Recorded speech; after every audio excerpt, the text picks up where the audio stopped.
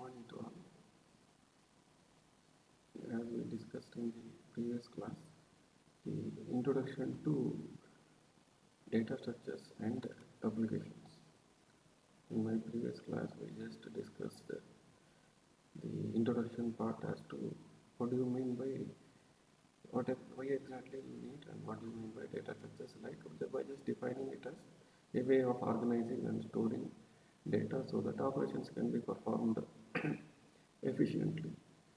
And the operations can be accessing, inserting, deleting, finding, and sorting, etc. And also, so in some cases, rendering also. And later we discussed in brief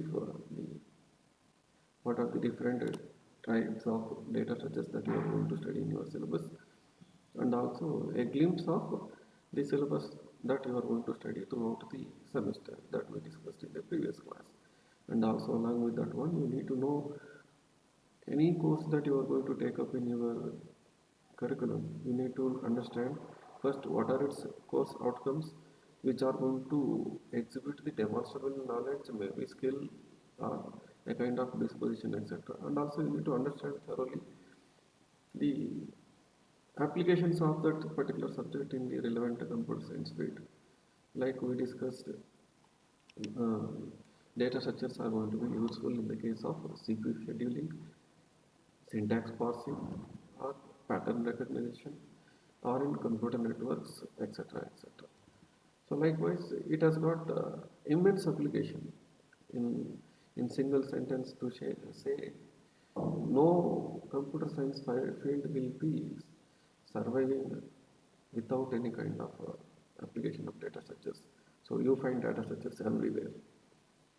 So with that we wind up the previous class, and for the day we will discuss the basic terminologies that are going to be used in the field of data structures.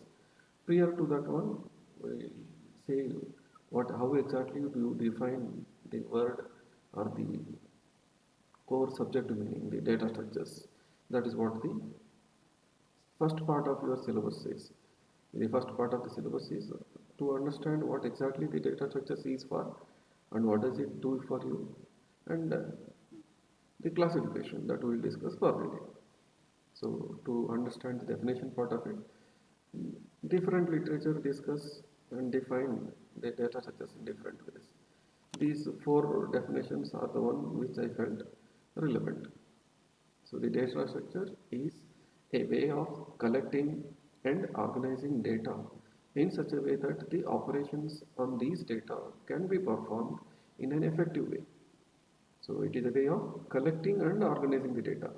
Even if you say an integer data type which is going to be of 8 bits in nature, and how those 8 bits are going to be organized and collected in the form of and represented in the form of alphanumeric characters is also going to be a way of collecting organizing the data. So in the sense to say, even integer data type or a float data type or a character data type is also going to be one of the data structure according to this definition. And the second definition goes like this: it is a kind of representation of logical relationship existing between individual elements of data. Say if we are representing a student data, so in a student data we always relate the register number with the name. So likewise you create a logical relationship among the data itself. So likewise you define the second definition of the data structure as the data structure is a representation of logical representation existing between individual elements of the data. And the other definition goes like this: it defines a way of organizing all data items that considers not only the elements stored but also the relationship to each other. Here also you need to pay emphasis on organization of the data and creating the relationship across the data. It is almost synonymous to the previous definitions. And the last definition is the data structure is a class of data that can be characterized by its organization and the operations that are going to be defined on it. Hence, data structure is equal to organized data plus load operations. Always, when we say the structures are not going to be only applied onto the data, but also the kind of operations that are going to be performed on that data is also going to be relevant one. So that is why you say the data structures is equivalent to the organized data plus the allowed operations. Any kind of data structures, of that matter of fact, you need to understand the more than how you organize, what are the operations that can be performed on that particular data. That you need to understand thoroughly. And followed by, you need to understand few of the basic terminologies. Few of the basic terminologies like what is data, what is information, etc. So to define few of those terminologies. So first one is the data. It is a kind of representation of the facts, concepts, or it can be instructions in a formalized manner, suitable for communication, interpretation, or processing by human or electronic machine. So, in one sentence, if you say you define it as representation of the facts, concepts, and or instructions. So that is the basic definition of the data, and followed by the data item. The data item is a set of characters which are used together to represent a specific data element. Say if you are representing a student in a class, so a student is going to be one kind of item which is going to be attributed with his name, register number, in which sem he is, in which college he is studying, etc. So likewise, a data item is going to be attributed, and it is going to be a set of characters which are used together to represent a specific data element. So it defines a kind of attribute to the basic data. So that is how you can define the data item. And the other definition that you need to understand is what is a kind of entity. Say, if you consider an organization, all employees, there will be different, wide variety of employees. Like if you consider a college, there will be a principal, there will be a faculty, and there will be non-teaching staff, etc. So likewise, and every employee has got his own designation, his own name, his own ID, etc., etc.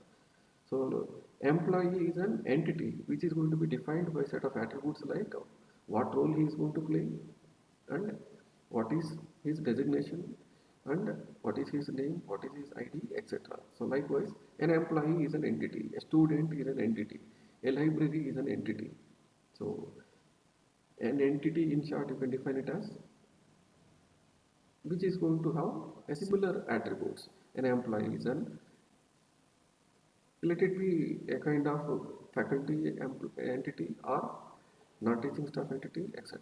So likewise, an entity, you can consider it as a similar set of attributes which is going to have it. So that's how we define the entity. Followed by, you have to have a clear knowledge about what is the difference between data and information. Earlier we defined data and also data item, and also we defined the other definition. Now we need to clearly distinguish between the data and information. So the data is unrefined facts and figures straight away from the users or from the society, whatever the raw facts that you are going to get which are not going to be processed at all, you call that one as a data. So that raw data which when processed you get some sort of thing called as the information. So likewise, data is unprocessed like a iron ore, and information is the processed kind of data that you call it as in chart. So the example for data is a record and a kind of observation, etc. But when you get the observatory data upon application of certain analytical methods or observatory methods, when you get some sort of information, then you call it as some information from that. So you need to have a clear understanding about what is the data and what is information. So other distinction between data and information is data is the individual unit which contains raw material and does not carry any sort of meaning. But whereas if it is the information is the product and group of data which collectively carry a logical meaning. There must be some logic associated with the data. So data will always be there, but when you associate some sort of logic to that, when if you associate certain or a kind of thinking to that, or if you associate certain analytical meaning for that, then you get some sort of information. So you need to clearly understand what information is. So the next definition is a field. A field is a single elementary unit of information representing an attribute of an entity. I'll repeat again. A field is a single elementary unit of information representing attribute of an entity. As I told earlier, employee is an entity of which employee name is a field, employee age is a field, employee date of birth is a field. So likewise, it has got different interpretations in different subject contexts. So that is another definition called as the field and followed by what is a record. And you might have come across by this time a file. Record is a collection of field values of a given entity.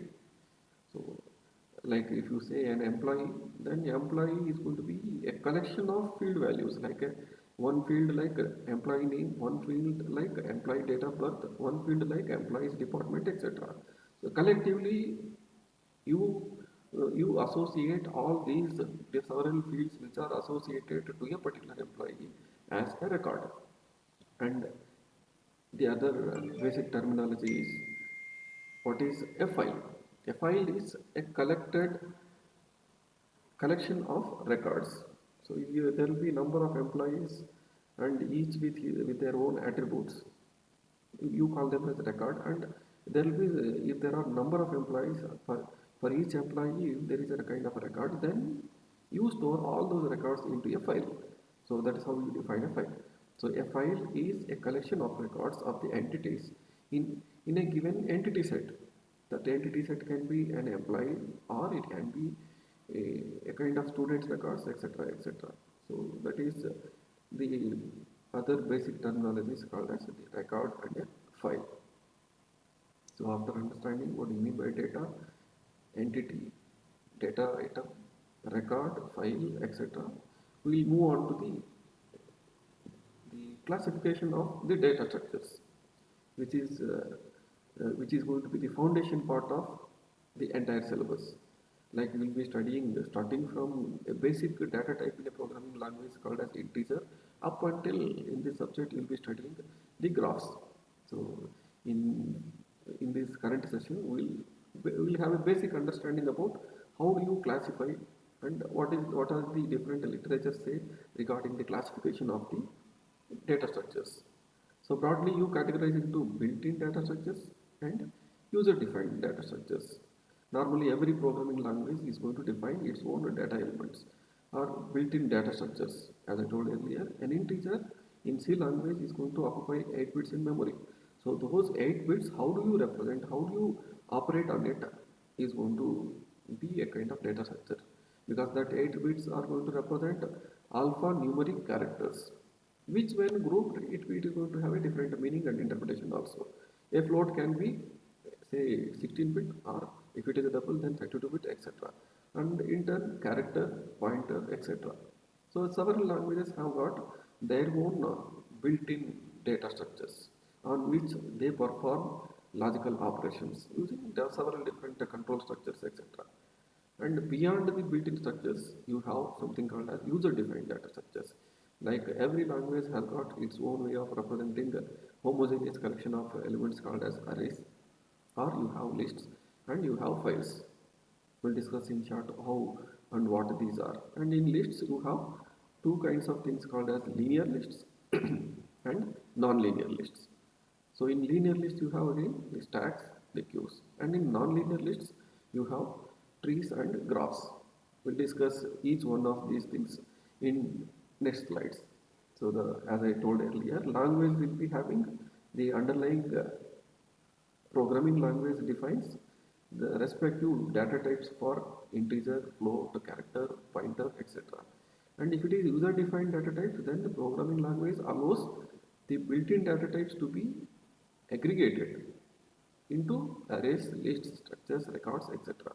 That we'll discuss in the next slides. So the literature classifies like this.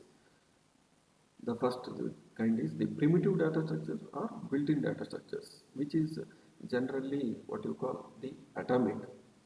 So what is atomic is which is going to be indivisible or which is not going to be broken into some other pieces.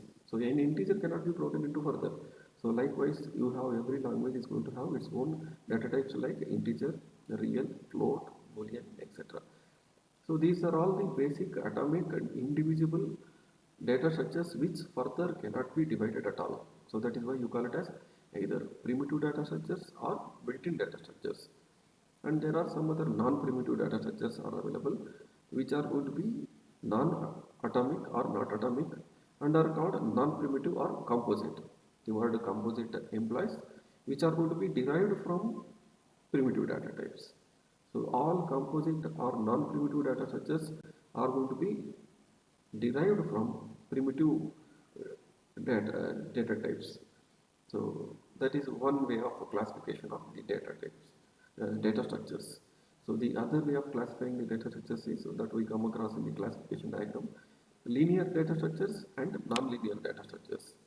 By this time, if you have studied already the C programming language, you define the array as a collection of homogeneous elements which are going to be stored in a sequential manner, which are going to be stored in a sequential manner. What do you mean by sequential is, if you have a chunk of memory, all the adjacent elements of the array are going to be stored consecutively. It's not like the first element is going to be stored in some location, second element is going to be stored in some other distant location, etc. It's not like that. If it is an array, then they are going to be stored in consecutive locations. So that is what you call it as linear. The word linear indicates. Linear means side by side, adjacent to. And if it is the non-linear, because it doesn't always happens that the memory is going to be sequential. If the memory is not going to be allotted sequentially, then you need to go for non-linear data structures with where the data elements are not going to be stored in a sequence, but they are going to be stored randomly, but they are going to be collectively treated as a kind of data structure. So the example for that one will be a kind of thing called as the tree, so which we discuss in the later slides. The other classification is homogeneous data structure and non-homogeneous data structures. As earlier I told, the kind of array, what you study in C programming languages or C++, in an array, all the elements will be of the same type.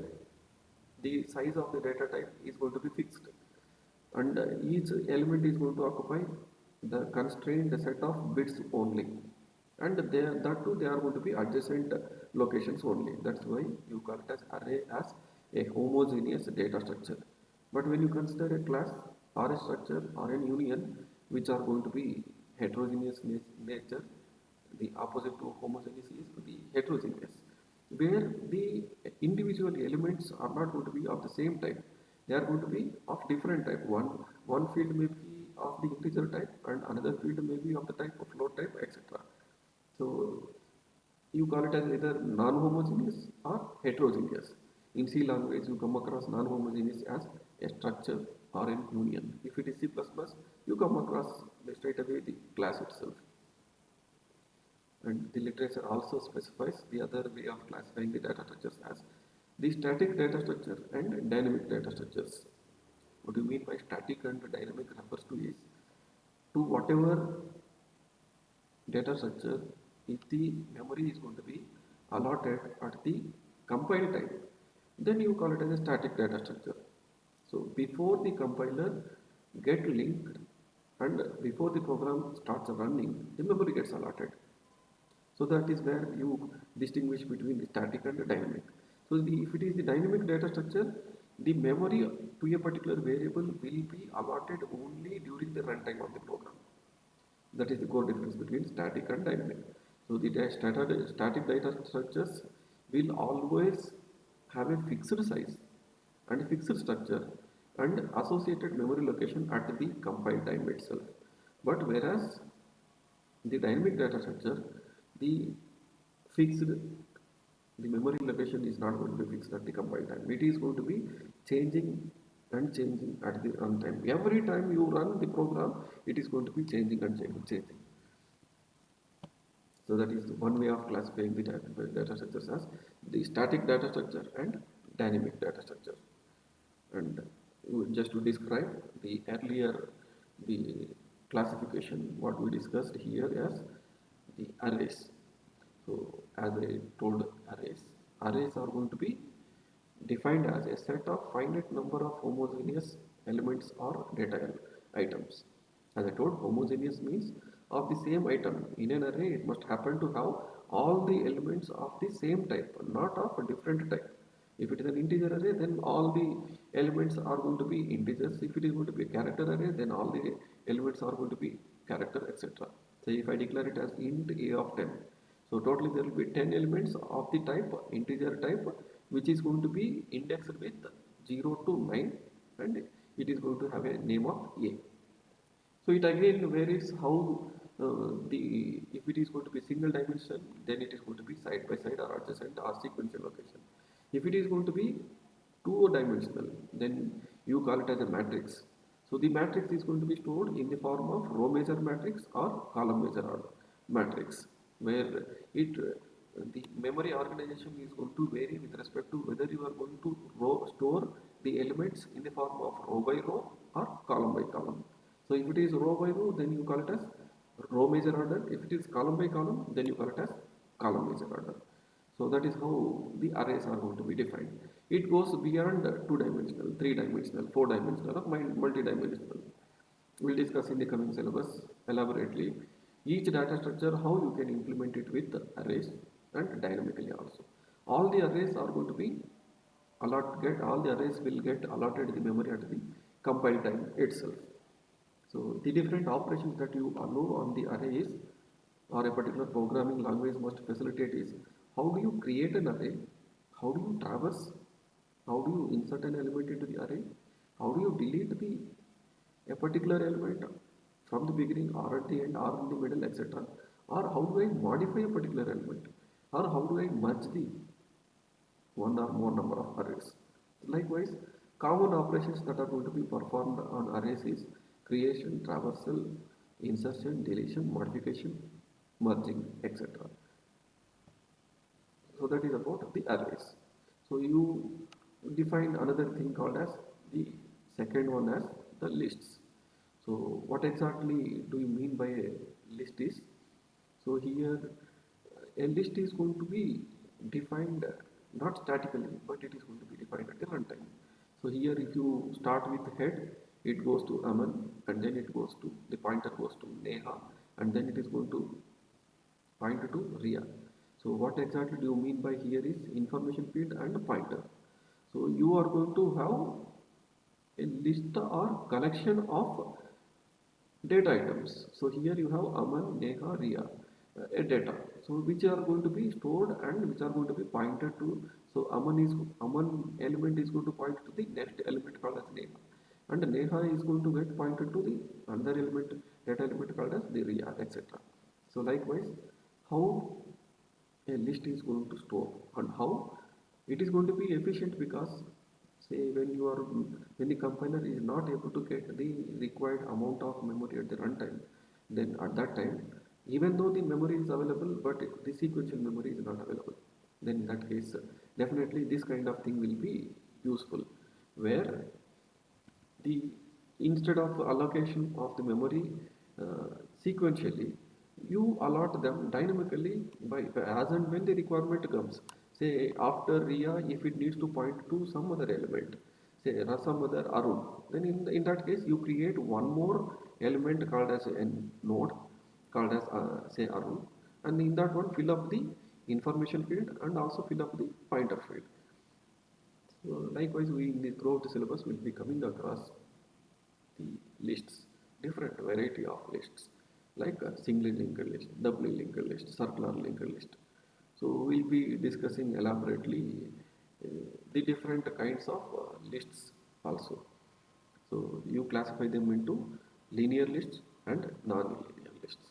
So in linear lists you come across stacks and queues, whereas in the non-linear lists you come across the trees and graphs. So just to define a stack, what do you mean by stack is it is ordered collection of elements like array, but it has a special feature that deletion and insertion of elements can be done only from one end, called the top of the stack. I'll repeat, a stack is also an ordered collection of elements.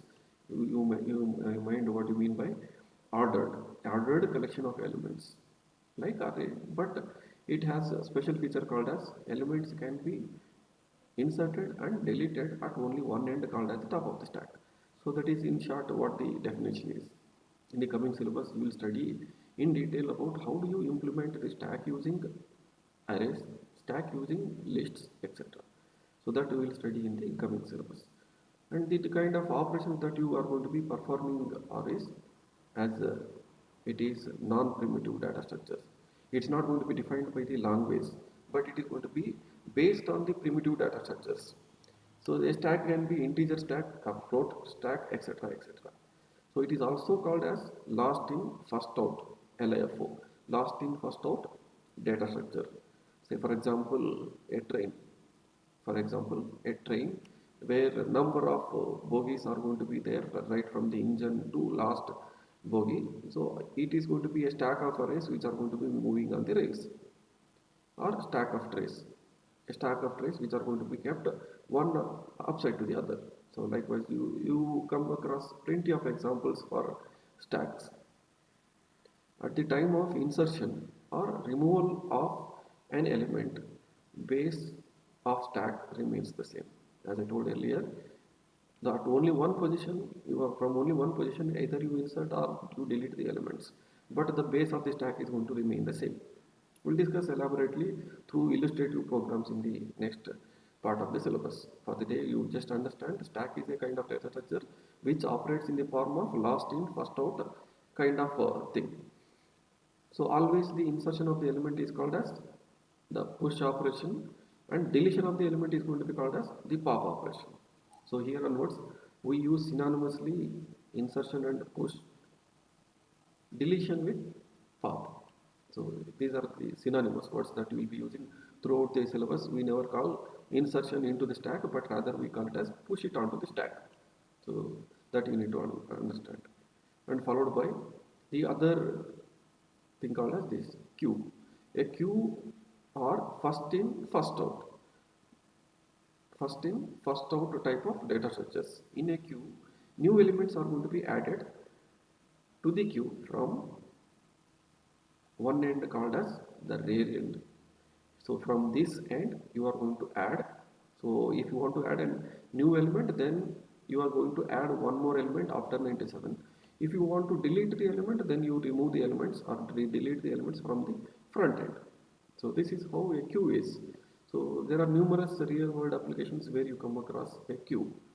Like a queue in a, when you wait for reservation ticket in a railway reservation counter, then all the persons will be served in the form of a queue fashion. Like last in,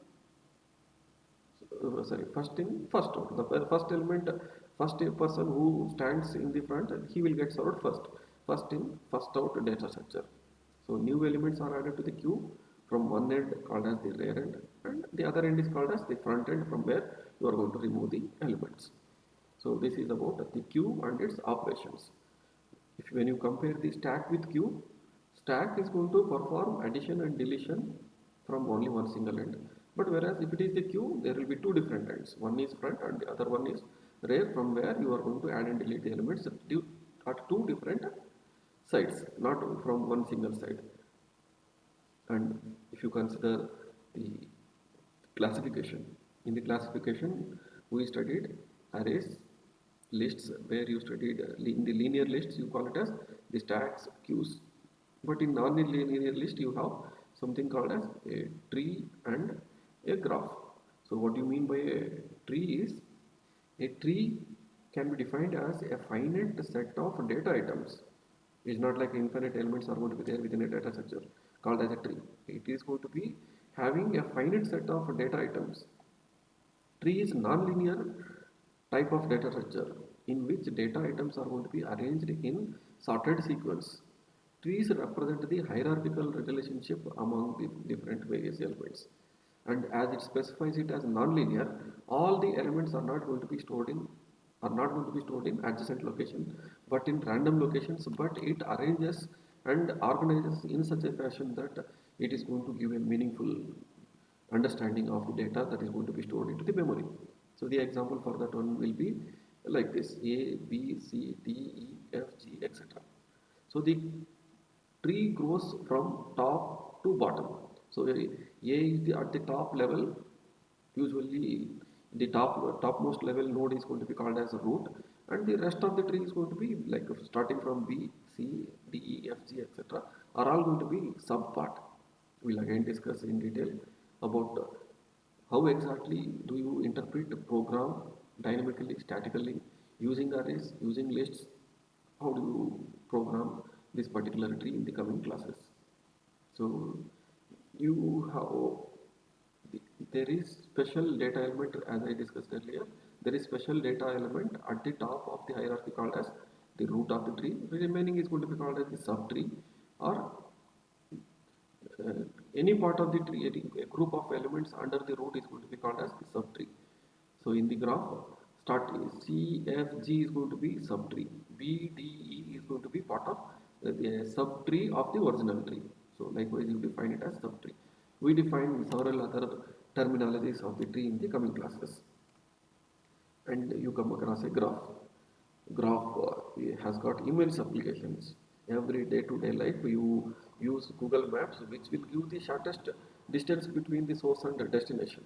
You feed the source and you feed the destination.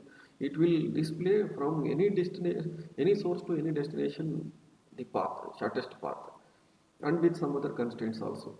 So for that you need to understand the graphs, how exactly the Google Maps or the Apple Maps are going to manipulate. You need to, for that you need to understand the graphs thoroughly. So a graph is a mathematical non-linear data structure capable of representing many kind of physical structures. It has found it has found applications in diverse fields, let it be geography or chemistry or any kind of engineering sciences. Has got many applications. You name it like Petri nets, you name it like routing algorithms, you name it like any other. So that is about the graphs. That will study in the coming syllabus. So the example for a graph will be say here. So here it is a kind of directed graphs. So if there is a difference between directed graphs and directed graphs that we will study in the coming part of the syllabus. So this is all about the basic terminologies that you are going to study in, in the first part of the syllabus called as first part of the syllabus of the subject data structures and application. The introduction part, the what are the different definitions, just to wind up. One crucial understanding is data structure is equivalent to organized data plus allowed operation, just to summarize. And later we discuss the basic terminology like a data and followed by what you call the data items and what you call an entity like an employee or a student.